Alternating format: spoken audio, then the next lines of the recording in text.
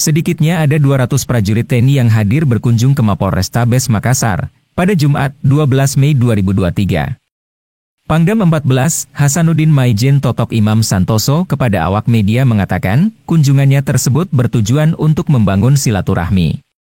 Dikatakan Jenderal Bintang 2 itu, pada kunjungannya ke markas besar Polrestabes Makassar, pihaknya membawa sedikitnya 200 prajurit.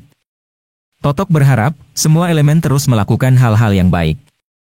Sebab, itu sudah menjadi tugas masing-masing individu di luar dari tugas pokok yang diembankan negara. Selain itu, Totok juga mengatakan perlunya untuk terus menjalin komunikasi, saling bersinergi, dan menjaga soliditas antara instansi. Jadi tujuannya, yang pertama kita silaturahmi, bangun silaturahmi biar masyarakat itu tahu prajurit TNI dan prajurit juga kenal wilayah. Karena kita bawa anggota sekitar 200-an.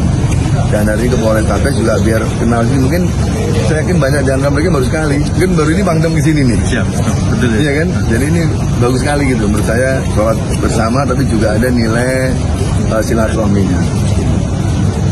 Harapan